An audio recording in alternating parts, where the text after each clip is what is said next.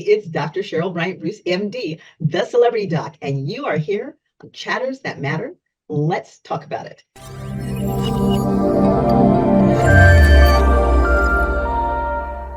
Today, we have back with us again the amazing, strong, and wise Brigadier General Twanda Young, a 33-year military veteran who has the prestigious position of being Brigadier General retired Twanda Young, an extreme level of competence to achieve.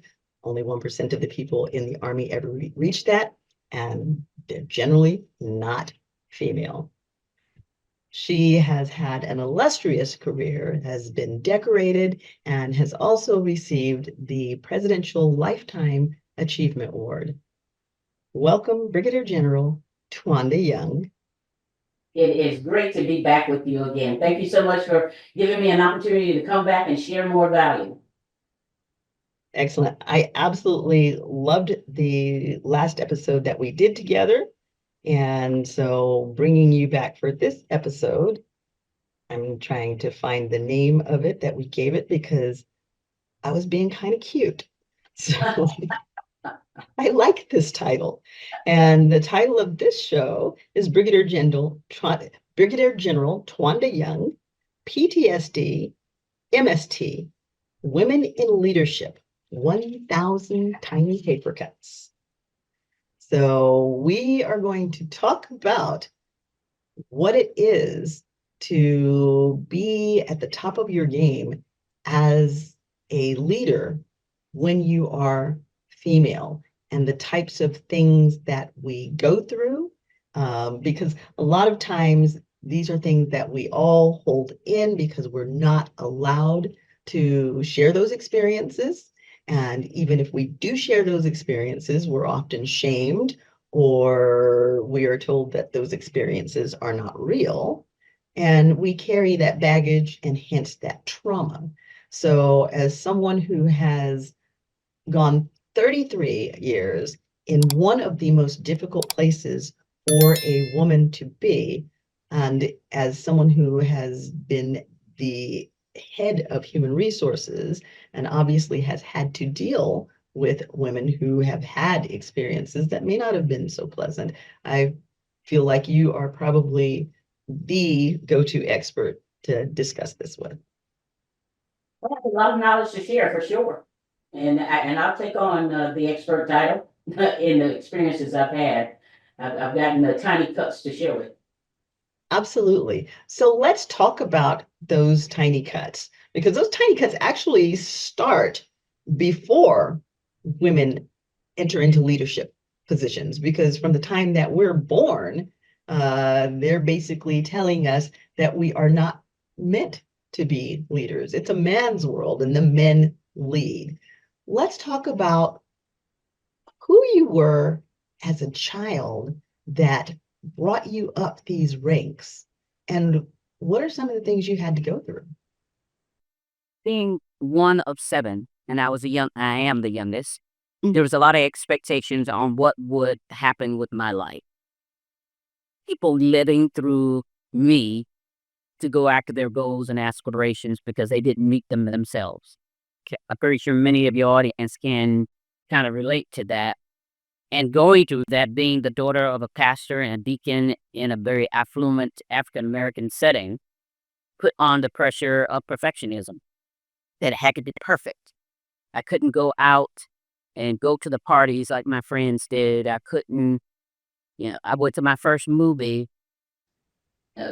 Experience, of course, was with my parents, but my second one wasn't until I was in the military. Okay. I didn't go skating but once in my life. And all the experiences I've had of opening that flower up has been during my military time. Okay. So coming from that kind of setting of a very strict and structured growing experience allowed me that when I got into the military, I brought some of that same baggage with me. relationships now that my parents have a great relationship now, but at that time, they didn't have a great relationship. It was dysfunctional. Mhm. Dysfunctionality seeped into me, and I took that into the relationships I had. So as I went through my military experience and journey, there was a lot of self awareness and self growth and cultivating that self growth that I had to do. I had to really work on Tia about Mhm. who is it that she wanted to be? What was my identity? Because my identity so long was being the first generational student, being the first of this, being the first of that. And the expectation placed on my shoulders was a lot. And how did they feel? It was exhausting and tiring. I mean, at the age of 15, the unfortunate event happened where my father had a stroke. And at the time when he was brought home, I was the one who had to help teach him how to walk and talk, had to take care of him, make sure he had his meds, all of those things, along with compounding that of taking care of my nieces and nephews at the time, uh, of making sure that they were taken care of. We were on a small farm, so I had to do the farm chores. So you think about that from a 15-year-old's perspective of I just want to make sure that my mom doesn't feel overwhelmed. So I'm trying to take on everything I can to lessen the load because it was just the three of us in the home at the time. Right. And that morphed into when I came into the military, I was a perfectionist. Yes. Yes. Now you took on the weight to relieve your mom, but how overwhelming was that for you? It caused me to doubt myself. It makes at points thinking I was not good enough. Mm. And it wasn't because I wasn't, it was just the dynamics of the circumstance. And being in that kind of situation, I gained some resiliency for sure.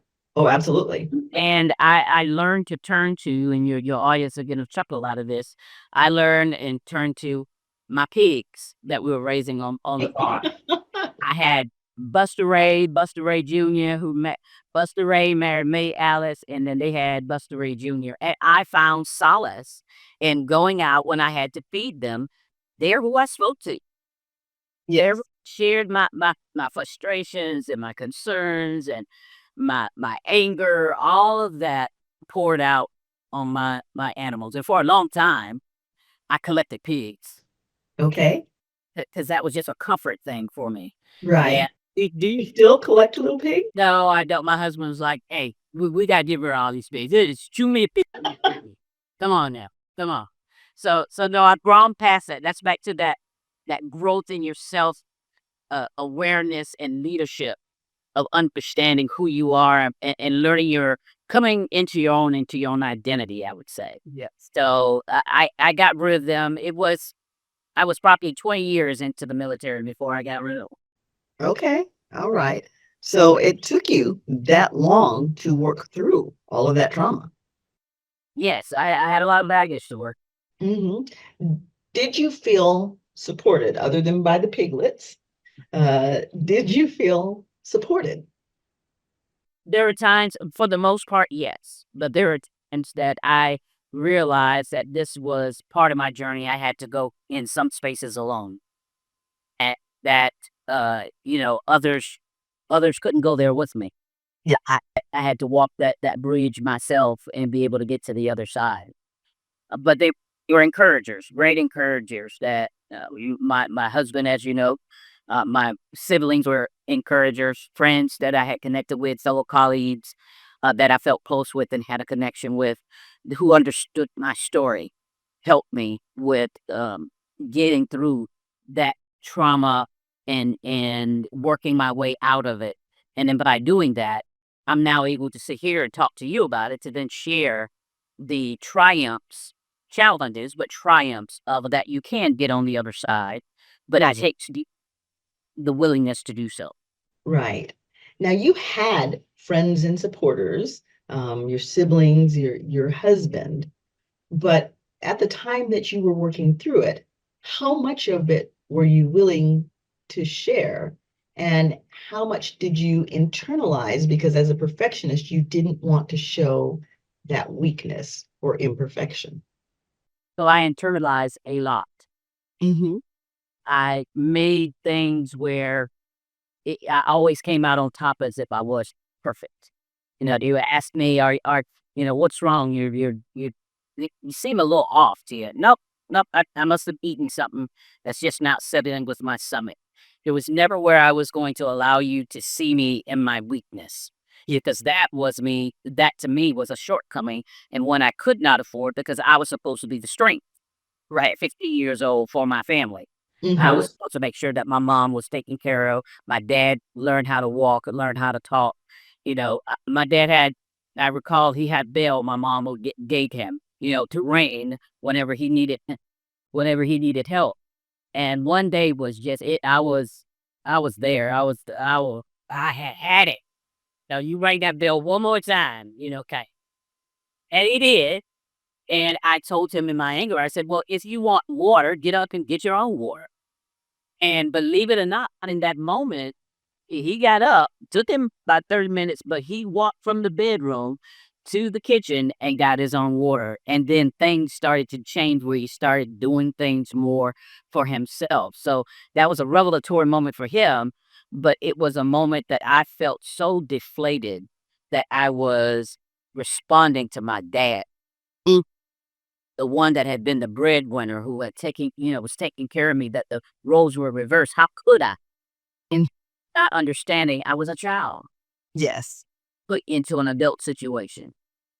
Were you able at that time to see the benefit that you brought by basically forcing him to face his own resilience and strength? Of course not.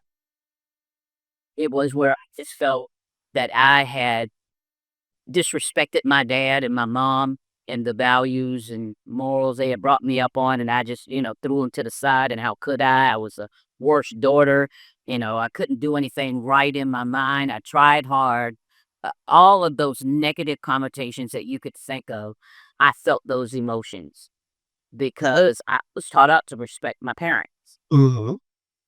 So did that affect the way you functioned before having done that and after having done It did. I was more aware, I would say, not really fully aware of what I was aware of, but I was aware that there was a shift that? Yes. in the subtle good daughter that they always bragged about and talked about, that I didn't feel like that daughter, but I put on the persona that of what they expected.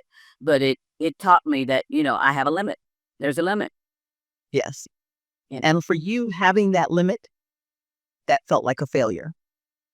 exactly Mm-hmm. that I was not in that moment. I was not where I was doing what I needed to do to be the example in my family. Because when I said it, my niece is perfect. Yes. So now I'm showing that be disrespectful to your parents, which Right. not what I wanted, and they were too young to really understand. But what they saw was me, joining off on my dad and saying, hey, to get your own water. I'm tired of getting water all the time. You could do it yourself. And then, but I mean, I would when I say I went in,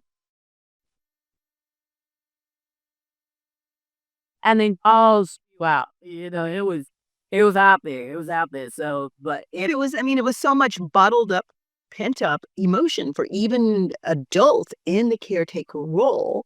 It is burdensome. And without relief, you reach a breaking point. yeah, and I did, and I will tell you now, as far as you say the awareness piece, I can't say I felt better. I felt bad, but I felt a sense of relief, if that makes sense. Uh-huh. That I was able to just get it all out and just let it flow, and then reap the repercussions of it afterward. And Right. right, happened, but getting it out felt so good. Oh, Did you feel empowered? I did. I did in that moment. Just and then I now understand what empowerment means. Yes, I felt empowered. I felt like I had the authority, because I was in charge in that moment.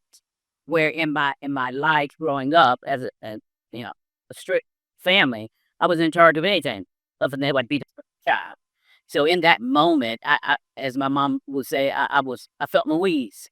I was eating the wheeze. I felt like I would call that, or old people say I was smelling myself, thinking, "Was happy," and it thank chips. Yes, yes. Yeah. So did that sense of empowerment carry forward into your young adulthood, or did you fall back into the perfectionism, feeling like you had failed and like you had something to make up and to prove? I think I teetered harder between the two. Okay. There are times that I saw the semblance of light that I was moving toward understanding who Tia was and learning about me and all those good things. But then there was always that added pressure of get back in line and be this, do this, talk this way, sing this way, do all of that stuff of being when you're in the limelight, be perfect.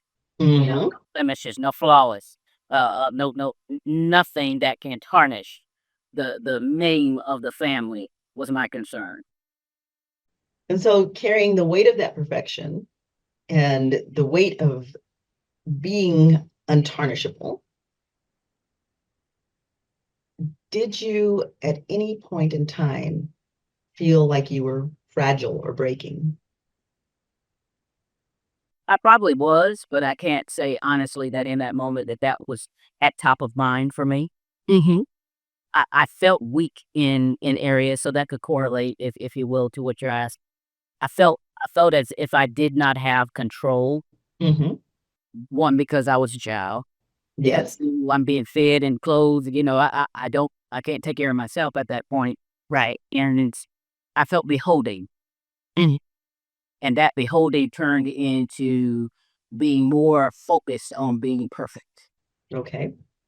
And how did that translate into your adulthood, into your career, and into your marriage?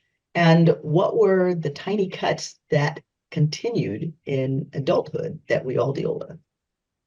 So there were a lot of tiny cuts. Sure, my husband Tracy would say, "Boy, you were cut all over." Because in my relationships, let's go for the relationships first. Okay. In my relationships, when Tracy and I first got married, I was very stringent and focused on him being the perfect husband, showcase perfect persona outwardly, no matter what was going on inwardly. And that just didn't sit with him. That wasn't him. He's who he is. He's responsible, dumb skinned in his identity. But for me, I wanted to get that persona that, we were just perfect. Yes. Yeah. Yeah. We don't argue at all. We've never had an argument. Really? Then do you not talk? Exactly. Those Exactly. those kinds of things of what I was trying to present.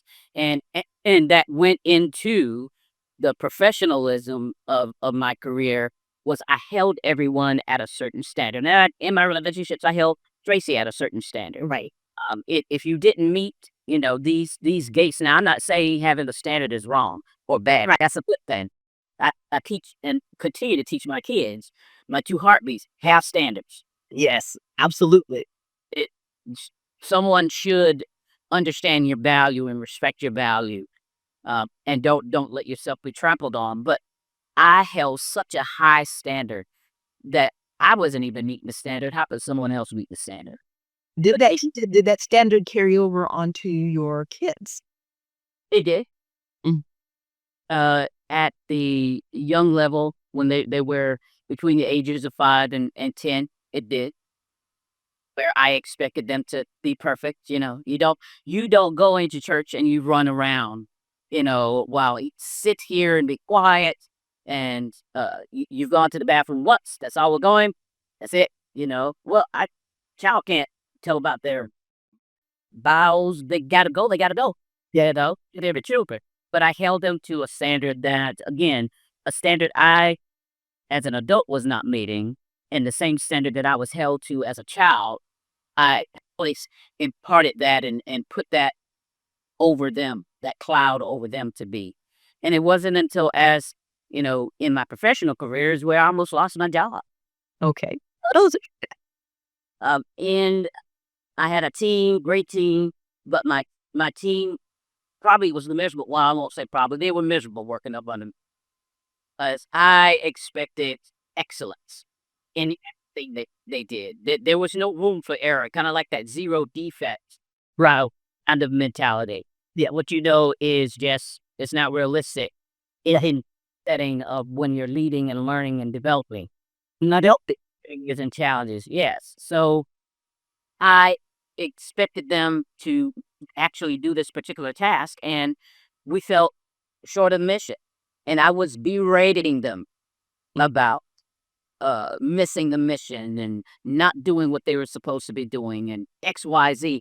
And my boss got caught wind of, it's kind of like being on a TV show where you see the boss standing, listening in on what else happened. And I'm in my glory of showing my behind of really, really who Tia is. This is Rex, and he stopped it. And he flipped the script and began to talk to me in the way I was talking to my team. And how did that feel? I was getting ready to tell you, it didn't feel good at all. And I was in a state of what I call passivity. The state of passivity. How dare you talk to me like this? And in front of my subordinates, in front of colleagues that are in earshot, how dare you talk? What gives you the right to do? And Did you have any appreciation of the fact that you were doing exactly that to your staff? well, the thing is, the reality is in that moment, the light bulb came on. Now, I do not by any push or support berating your people, right? If correction is needed, correct them in silent. That's just me. That's how I lead now. But in that moment, that's really what I needed. I needed to be shown what I was doing to others and how did it feel? How dejected it made me feel, how mad and angry and insulted that I felt that he would have the audacity to speak to me in that way. And he basically, after that, went on into his office and he told me, you would have to shape up or ship out. Right? Because this is not how people under my leadership lead. Mm-hmm. How your people should be treated. And I went back out. The hardest thing that I've done in that moment, at that juncture in my career, was I had to go back out and say to my people, I was wrong. I apologize. Mm-hmm. And I will do better. And I had to rebuild that trust and confidence in my ability to lead and the respect that I had garnered, which wasn't much, because under that kind of circumstance, people really don't. They respect the brain. They really don't respect you as a person. Right. And I had to rebuild that bridge with them. And being perfectionist, did the fact that they didn't respect you as a person, they respected your rank, and you were aware of that. Being a perfectionist, did that bother you? No, not for me, because I wanted the rank to be respected. I didn't understand at that time the value was for me to be respected. Right. Understood. And that growth I'm talking about. This journey was long. This journey was long, Cheryl. I'm here to tell you. But the lessons and learning that it took at least months, 6 to 8 months for me to build back that trust, that they could trust me with their thoughts and their ideas, that they could trust to come to me when they did make an error or fell short, that I wasn't going to just crush them in a moment. Right. And that through going through those different processes, it wasn't the day that it happened, the light bulb went off. I realized that there needed to be a change. Let me tell you, the change didn't happen overnight. Right. It did like I came back in the next day and I was like the great boss. There were things that I had to work on about how I communicated to people, how I talked to people, Mm-hmm. how I was interacting with people, and the expectations I was setting on people. Mm-hmm. That to change over time. Okay. So fast forward, you're now in your later years as a leader. how did your leadership skills change? And how, actually, let me back off of that question. 1,000 tiny paper cuts. How did you heal those wounds and keep from bleeding out? Because I heard you at an earlier conversation some months back, and you talked about PTSD. And you said, I still have PTSD. How did you heal the paper cuts? And what is your healing process at this time? Because life is long and we go through a complete life cycle of healing. So, what are your tools now? Well, through that process was really talking to someone I trusted. Mm-hmm. I could share my innermost thoughts with. Tracy was one of those people. So for me, it was surrounding myself with one or two people that I felt comfortable enough just really being Tia. Yes, being vulnerable in the moment Mm-hmm. and telling them how I felt and why I felt the way I felt. The because what if you think about it is for those people that were under me when I was really engrossed in being a perfectionist, probably have some PTSD about leaders that need them, right? Yeah, or the ones that left the unit that I didn't get a chance to showcase that I've changed. Yes. They left with the mindset of, is this leadership? This is what leadership is. This is what it's supposed to be. So I caused them some issues. But for me, going through it was coming clean and really looking at the destruction that I was causing and the hurt and pain I was causing and the doubt that I was putting into people, because I've always been very good at speaking and articulating my thoughts. Those tiny paper cuts, I could cut you with the tongue, and you do just be just bleeding out on the floor, kind of thing. Right. But learning to guard my tongue and how I said things and the tone and tonality in which I use, those are the things I started putting in place. How to better listen, not just being what we call an active listener, but an engaged listener to what other people had to say. To take what they shared and then chewed on it, digested it, and to see whether I could use that to be better. And it has me do those types of practices. And important for me was emphasizing, making sure I was doing some self-care for me. What was extremely important, just healthy mentally and physically, to not be drained, to then put it off that I reacted the way I reacted because I was tired or because getting excuses. It's accountability coming in. Yeah, so what I had to learn was to be accountable for my act, and as sharing my story helped to share what I had learned, increasing awareness for other young aspired leaders coming after me and those that were under me, that this is how I led. This is the wrong way. Then me share with you what I've learned through this process. Here are tips and strategies of how to do it better. Right, learn how to keep the main thing. Focusing on the right thing and not just being all over every place and calling out, you were wrong on this, you didn't meet muster on this, you were lazy on this. I mean, all of those things.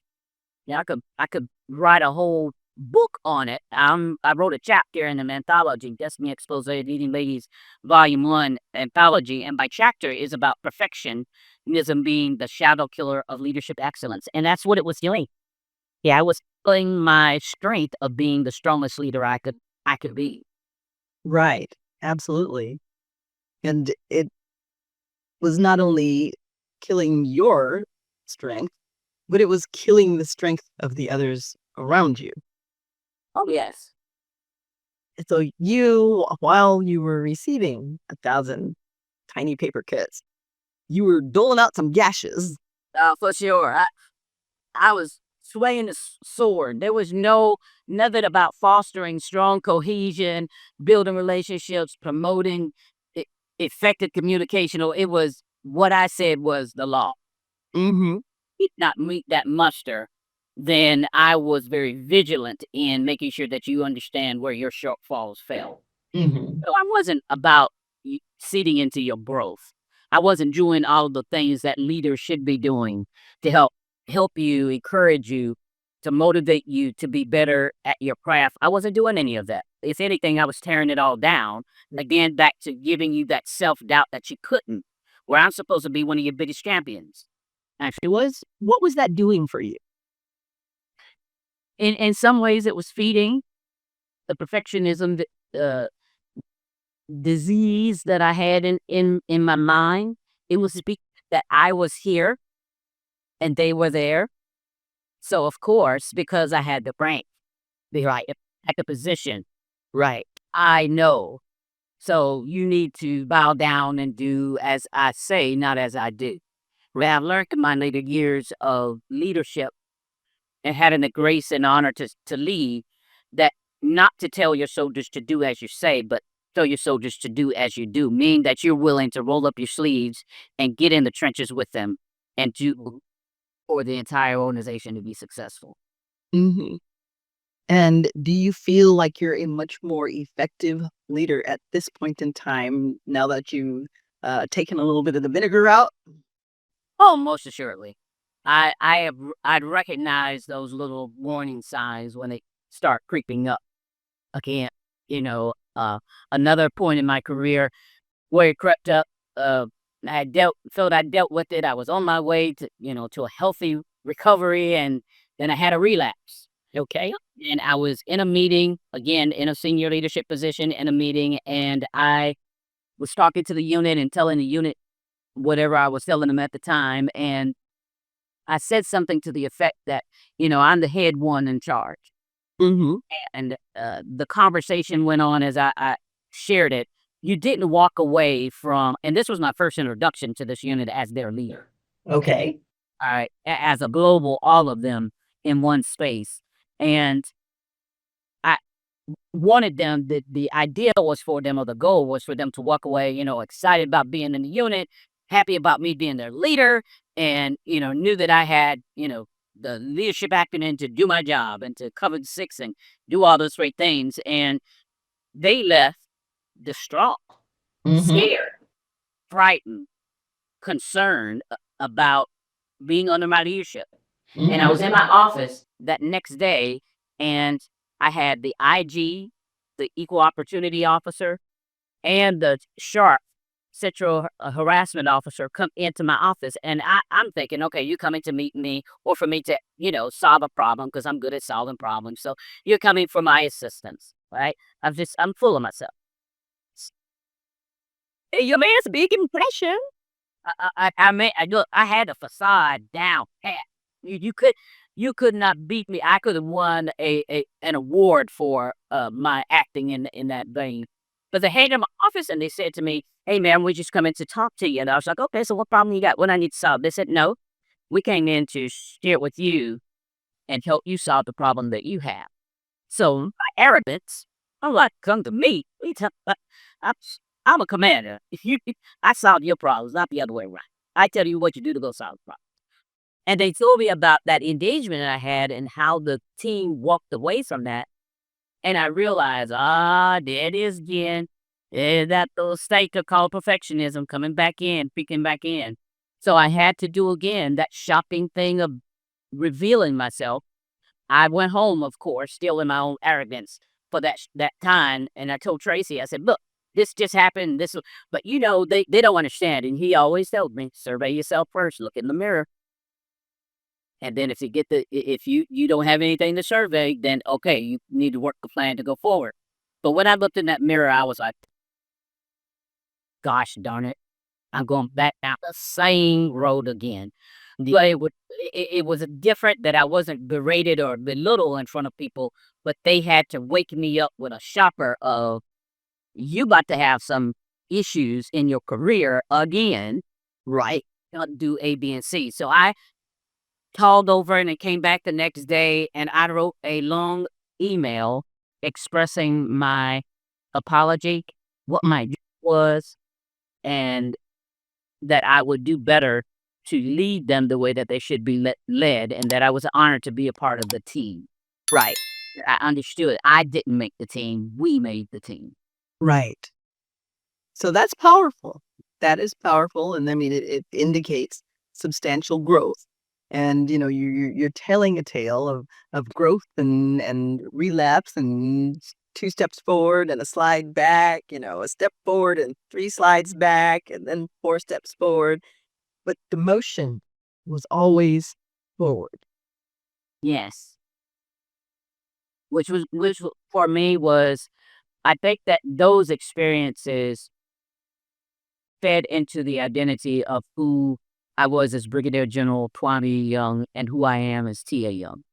Yeah, so I learned that title, while it is an honor to be able to say that I finished my career as a senior executive, where not many females get the opportunity, let alone African American females, and I was able to make an impact.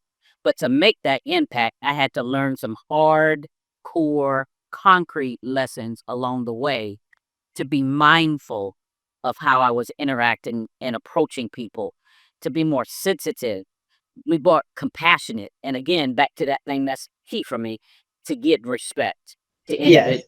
where respect was due. Yes. And I have something called the windmill healthy lifestyle paradigm. And part of that paradigm is the emotional and mental work of removing our mask, because we put on masks from the day we're born. When we're babies, we put on the cute googly mask, because if we weren't cute and googly, we wouldn't survive. Our parents would not feed us. As we grow, we put on different masks to meet different expectations. And yours was a mask of perfectionism. And you were so good at putting that mask on that you believed it yourself, even though that was not what others were seeing. And what was being reflected back to you was discordant, because you had a certain expectation that they would respect you and they would see you as the top cherry. And when you didn't get that back, it caused stress. Mhm. Did that stress cause any physical problems for you? I began to eat and eat unhealthily. In the military, part of what is so important is being healthy physically and mentally, but stressing physically. So if we ever go into war, our job is to fight, win the wars for our nation. But I began to not really care about my health. There was a period of time where my food was uh, a bottle of wine and some Oreo cookies. Right? All right.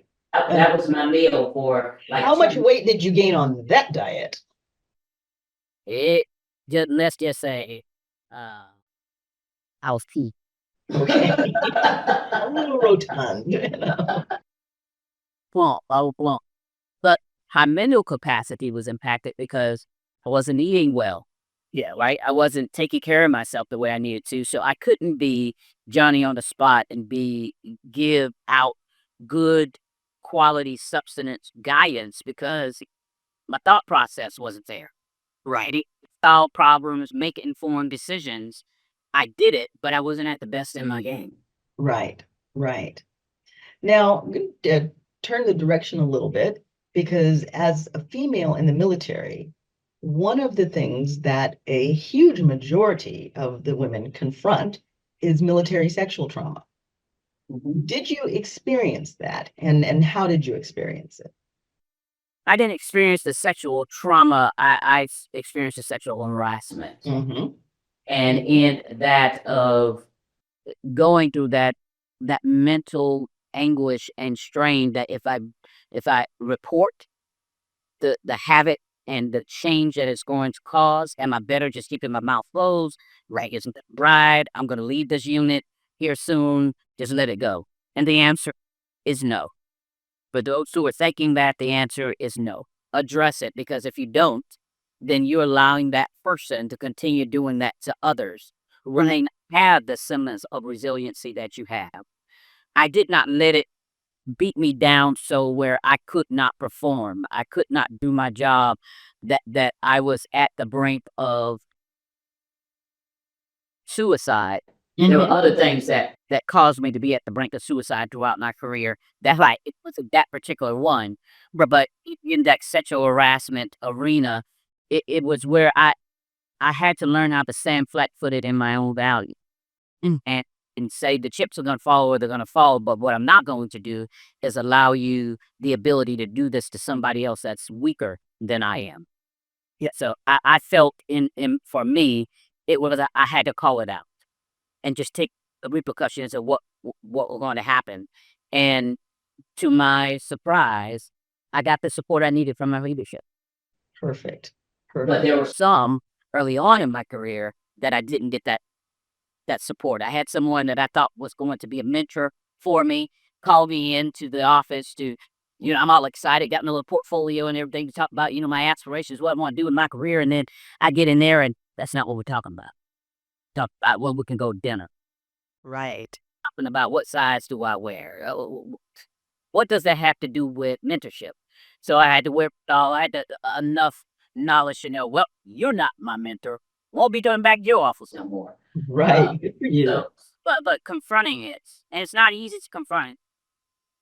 It is not easy to confront it. And a lot of women just kind of let it roll over, not wanting to rock the boat, not realizing by letting it roll over, it's almost as if you're giving consent for it to happen again because you didn't stand up for yourself and cut it off at the pass. I mean, one of the things that the men will always say, well, she never said no.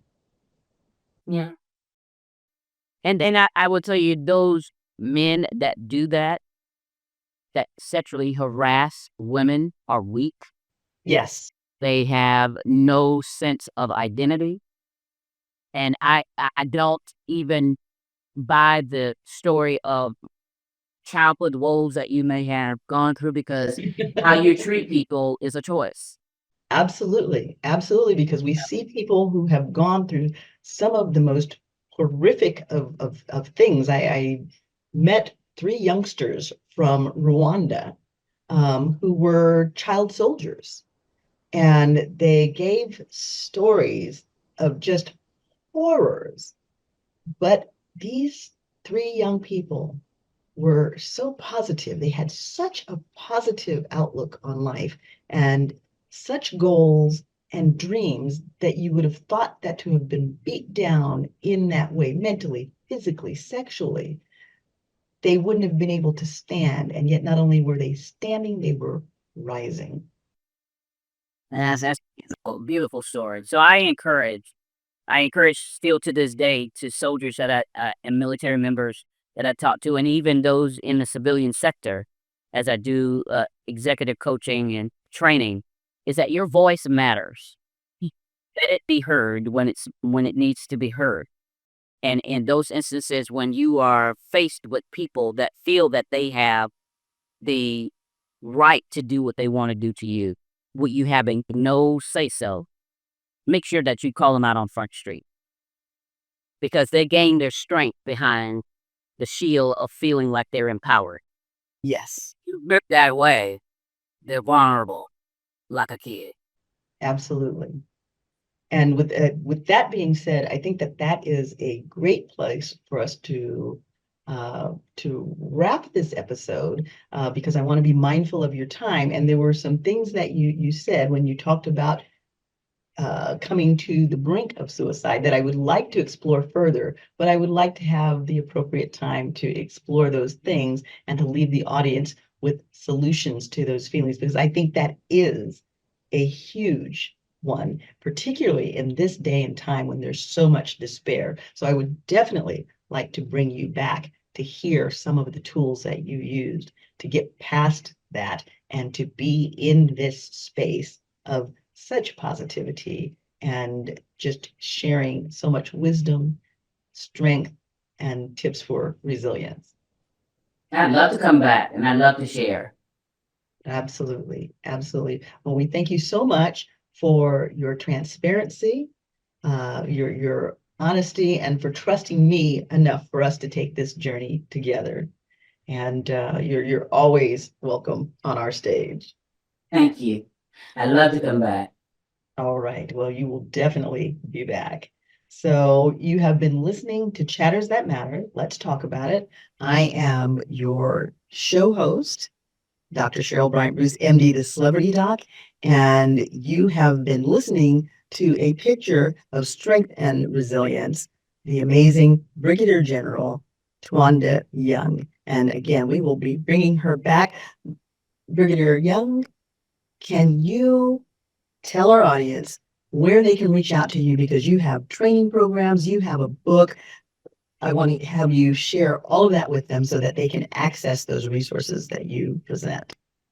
I'd love to. I have my first book is Dare to Lead Differently, and some of the things that we talked about today are in these chapters about dealing with perfectionism as well as utilizing other tools like the P3 mentality or the SID approach principle to be able to go after your goals and be the leader you want to be. You can get that book on Amazon. It's a bestseller. And those nuggets in there will enlighten you and make you laugh at the same time as you go along your leadership journey. I can be followed, liked, and share my information on social media at Twanda Young, whether on LinkedIn or Facebook, or at LT Leads on Instagram, and my website if you want to do a discovery call, which I hope you do. And we could talk a little bit more about how we can help you with your particular concern about leadership and making you a better leader and a more impactful leader. I'm found at www.lt3leads.com. And that's actually the number 3, LT, the number 3, LEADS.com. And I would just be honored, because remember, leading is an honor. I'd be honored to be a part of your board of directors and helping you grow. Absolutely. And, remember, people, my mantra is health is wealth. You are your greatest asset. Invest in yourself. And I encourage you to reach out to Brigadier General Young and invest in yourself, because definitely this little woman is a powerhouse of information and wisdom. So thank you for joining us, Brigadier General Young. And thank you, the audience, for coming and participating in this very rich experience. We hope that you'll come back and come back often. And when you do come back to either my site or the General's, make sure again that you hit those like buttons, hit those share buttons, and by all means, leave us a comment. We love to read your comments and we will respond to them. So health is wealth. You are your best asset. Invest in yourself.